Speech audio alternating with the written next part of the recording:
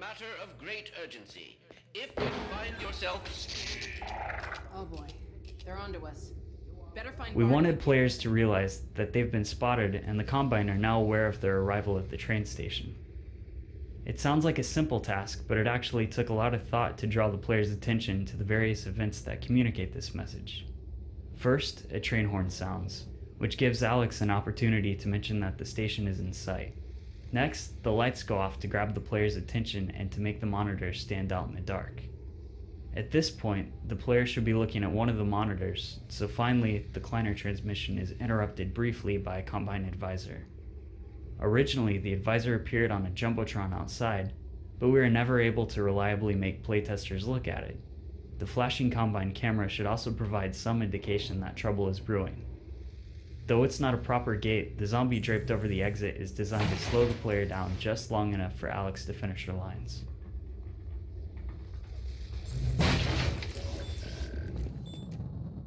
Originally, Barney started off in this map in the doorway down by the citizens, but playtesters tended to wander around for a while before stumbling across him. We moved him up here to guarantee that his scene with Alex would unfold before players began any exploration. He's standing over a dead Metro cop because it's a plausible-looking long-term activity, in case players don't move directly down to him. Nearby reward items also tend to draw players toward him. There you are. I wondered if you were gonna make it in time. Sorry to keep you waiting. The Combine's on our tail. Here we wanted to include something a little different, an escort mission. Most of our gameplay involves constant forward motion, so we wanted to design a situation where players would fight through the same basic area multiple times. This temporary backtracking would create a series of encounters where players had a full tactical awareness of their surroundings. Once again, all of this turned out to be more easily said than done, and this sequence went through a lot of iterations. Originally, the train yard was one big space. This approach had a couple of problems.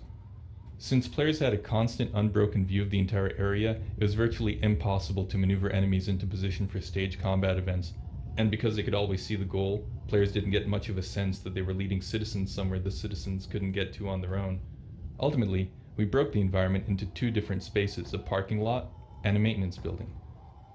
Because neither area can be seen from the other, we're able to repopulate the spaces with new, more deadly combinations of enemies while the player isn't looking. It also makes the journey feel lengthier and more significant.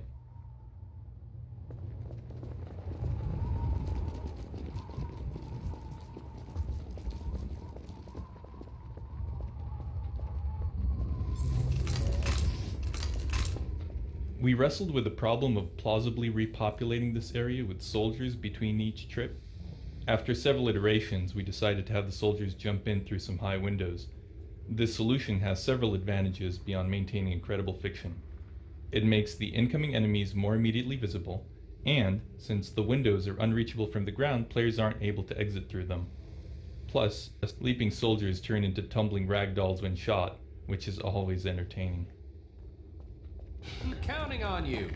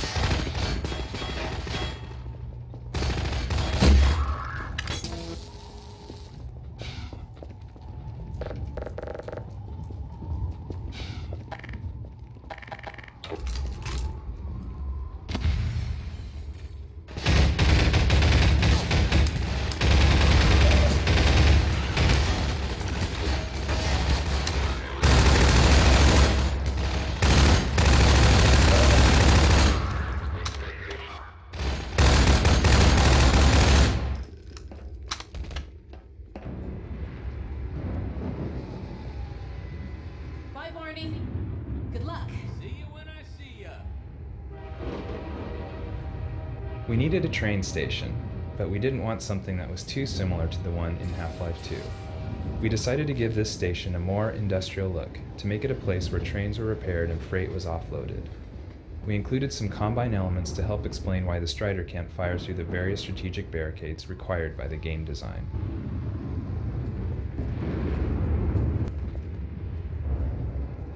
I'll get a head start on the next train. No time. We separate Alex from the player here to make the Strider battle a more intimate combat experience. While we generally want Alex to be useful to the player, bosses tend to require a specific combat style to beat, and we found that it usually doesn't make gameplay sense to keep her around.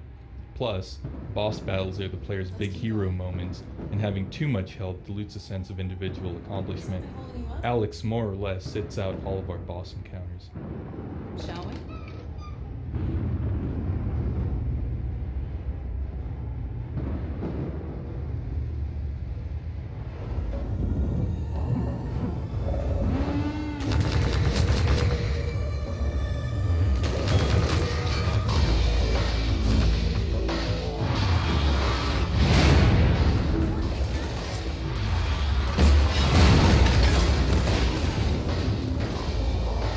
For this climactic battle, we created a new AI that makes the Strider a more interesting opponent. It has a snappier cannon attack, can better track the player's movements, and it now has the ability to target the environment in dangerous ways. For instance, its cannon fire can shove heavy shipping containers straight into the player.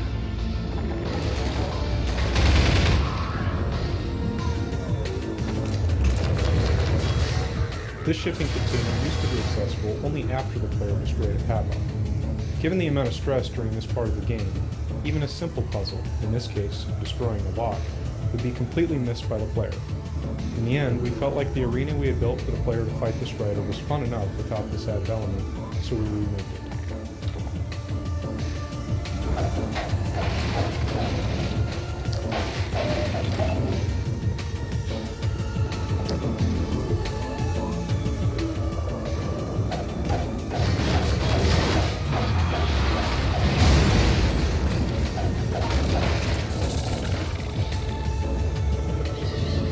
We often use goodies, such as this crate and the scanner battery around the corner, to guide players along a preset route. We want players to hit their marks during the battle without drawing attention to the fact that they're being subtly manipulated down a particular path.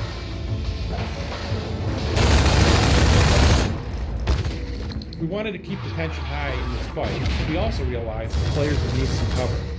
The destructible panels satisfy both those design goals. Effectively, they're time shelters. Players can hide behind the panels, but the Strider will target them until they're destroyed. This gives the players brief periods of safety, during which they can plan the next step.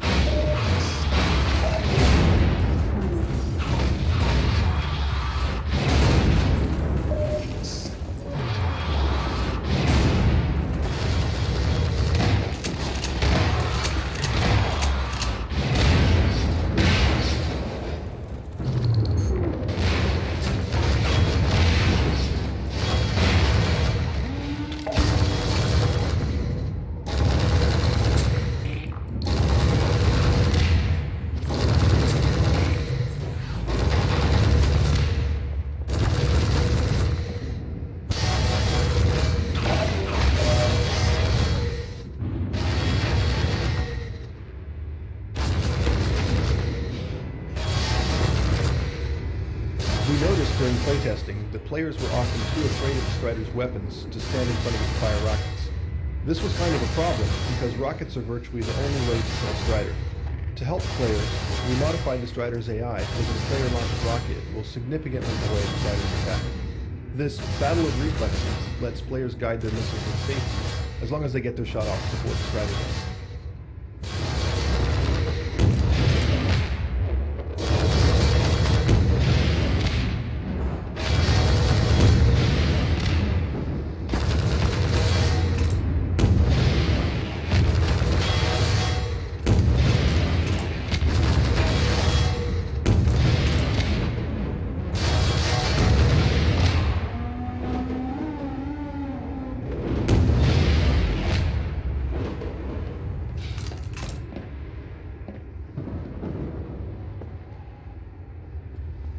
Along with vistas, positive feedback from Alex is one of our primary means of rewarding players.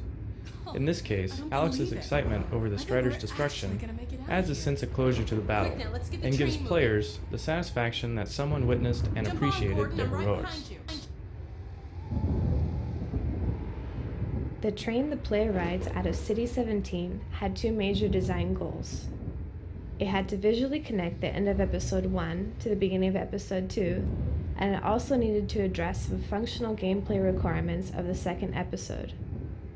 Using reference material we collected on European train cars from the 1980s, we built a basic version of the train that level designers could test. Once we got the thumbs up from them, we added textures and lots of little details. The result is basically a caboose, combined with rounder, more streamlined elements from a passenger car.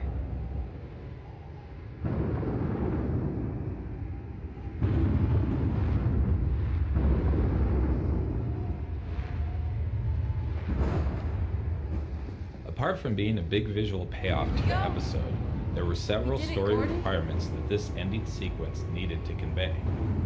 It had to make it very clear that the Citadel was destroyed, that the Citadel pods had escaped, and it needed to imply that the data transmission beam was streaming out of the ruins. We discovered that Alex had to be mostly silent during the scene, or else players tended to look at her instead of all the chaos around them.